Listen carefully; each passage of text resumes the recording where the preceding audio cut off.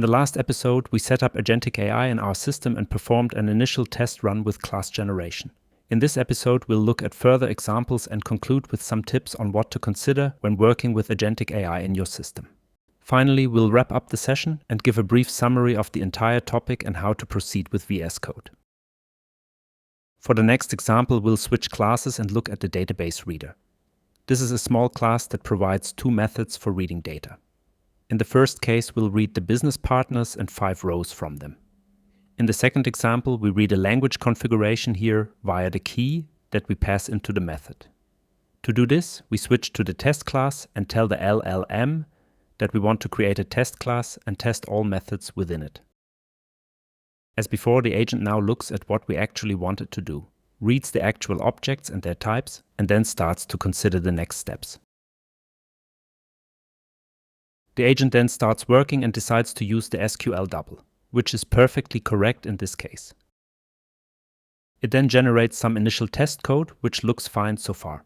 However, we also see that there is already an error message, and the error message indicates that the method name is too long and needs to be shortened. Based on the error message and the inability to activate, the LLM immediately recognizes the error and begins correcting the code. As always, we confirm all changes made by the large language model. This is our last chance to review the changes. Next, the LLM still finds an error in the data. It sees that it cannot properly set an identification. Here the model assumed that when working with a language object or a language table, we would also pass the corresponding language keys. Now the model tries to read the core data service and find out what the problem is. However, the model will not find a solution because the core data service is not within the scope of the currently included packages. This means it cannot obtain any information about how the language is structured. Since we now see that the model is going in circles, we provide further information so that the agent can now fully complete the test. We specify that the identification is of type UUID and is a raw 16 field, so that it knows it needs to generate UUIDs here to properly populate the key. The model responds to our comment and adds a method to generate the key fields. Once the changes are implemented, we see that the class can be reactivated. However, when running the unit tests, the model also notices that the types used are incorrect, because the SQL double requires the database types and not the types defined in the class. Here, for simplicity and ease of use, we have specified local types. However, the original database type must be specified for the unit test. The agent then replaces this type and activates the class. It then executes all unit tests. These now pass and we receive a result. The agent's run is complete. In the next example, we want to generate a RAP object. This time we use a predefined prompt which we simply insert. We specify that we want to create a RAP application, in which package we want to create it, and which prefix we are using. Basically, the classic RAP generator is used from scratch in the background to create the object. That's why the prefix is important. We provide information that we want a RAP entity containing information for documentation, and including fields like title, description, long text, creator, and review. Finally, we provide further information that we want to hide the UUID and administrative fields in the UI. Normally, the RAP generator generates this information automatically, resulting in an overloaded UI with a lot of information that we actually want to hide from our end user.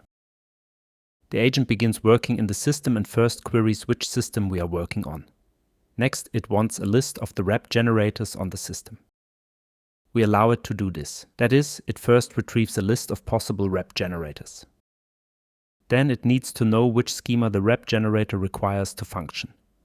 The large language model then builds the corresponding schema, defines the initial fields, and passes the schema to the RAP generator to create the objects. In this case, the large language model no longer handles the object generation. Instead, the RAP generator is solely responsible for the generation. This is semantically correct and therefore consumes fewer tokens than if our agent were to create each object individually and manually. This is fundamentally an interesting idea for optimizing processes in the context of agents. The object generation process then takes a few minutes before the objects are consistently created in the system. Once the RAP generator is finished, the objects are created in the system, and we can, for example, take a look at the service. At the same time, the agent continues working in the background to hide the UI fields and the admin fields in the UI. To do this, we navigate to the metadata extension next to the service, where we expect changes to be made. After the changes have been made, we can already see that hidden has been set to true. If we scroll down, we also find the other administrative fields, which are now also hidden. Therefore, they should no longer be actively displayed in the interface. Finally, we go to the service binding and click on the inline action for publish to initiate the publishing process of the service. Unlike Eclipse, there's no dedicated button here. Instead, certain actions are displayed inline to initiate the publishing process. At the bottom, you'll find information indicating that the process is currently running. Once the service activation is complete, we find the preview button directly above the service definition and can start the preview of our Fiori Elements application. VS Code then asks us which entity we want to start. The leading entity is already suggested. Accordingly, we now see our application in the UI. We only find the relevant fields which we can then populate. Let's first create a new record and enter some basic information. Here we notice that the model has defined a very short key for the title with only 10 characters. In principle, creating new data records and visualizing them in the UI works. However, it's also noticeable that we can create empty data records, which isn't very practical. Therefore, we want to extend the object again via the agent and include a validation that checks that certain mandatory information is populated. To do this, we switch back to our editor and go back into the chat with the agent. We open the behavior definition, thus giving the large language model some context. Next, we populate our prompt and specify that we want the title, description, and creator to be defined as mandatory. Additionally, it should create a validation that checks whether these fields are actually populated. While we could theoretically set fields to mandatory, we still have to perform the check manually each time, as the framework only reacts to these flags in the UI. The agent then begins analyzing the current behavior definition and starts making initial changes. It inserts the fields that were then defined as mandatory, as well as a validation that is also inserted. We also see that there are still some initial errors, as the fields were also marked with an update flag.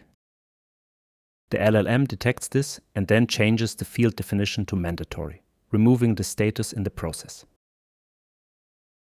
In the next step, the validation implementation begins, which is also included in the prepare action, so that validation also takes place during the draft.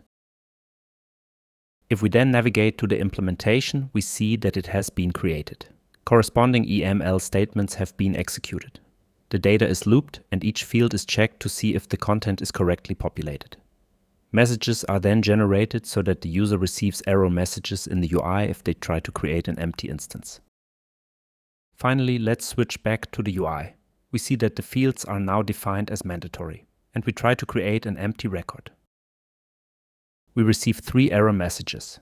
These error messages were generated by the agent. This also ensures validation that we are not creating empty records, but only information that we can then process further.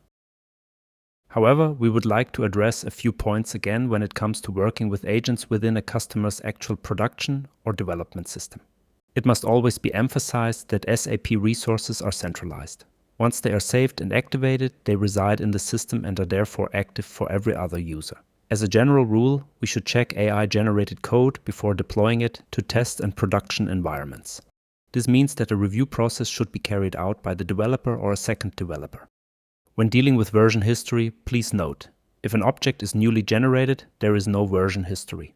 If an existing object has been modified, there is most likely a version history, but only to the state at the time of the export. This means that restoring the version is either not possible at all or only partially possible. If you are working with existing objects, you should use explain and ask. You can fall back on this mode, or at least you should make a backup beforehand using a Git repository, so that you can then work with the data and have a way to revert to the original state, if you don't like the results or the agent has stopped making the correct changes. Working with agents is especially useful when you're creating new developments. That is, starting from scratch, migrating things, perhaps to a new environment, creating unit tests in an empty class, or for example, running mockups that you want to discuss with your department.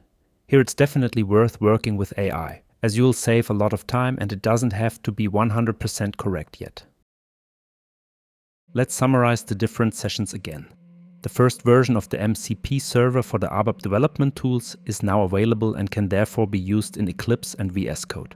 There are still some minor bugs in Eclipse when the server loads, resulting in error messages. However, the MCP server is generally the first port of call when it comes to a good context for LLM, or when it provides feedback in agent mode to clean up errors that have occurred in the source code. Looking at the features of VS Code, it's still in its early stages for the environment. This means that, in principle, it's already very well suited for cloud development, especially when used with Fiori as a full-stack tool. However, it still lacks support for the numerous objects available in Eclipse, as well as support for various tools like the debugger, data preview, and other tools that developers need on a daily basis. Regarding AI, we can finally work with agents and have various ways to interact with the system using tools and the MCP server. Current use cases primarily involve its use in the RAP context and the development of classes to leverage the advantages of an agent and achieve speed in extension and development.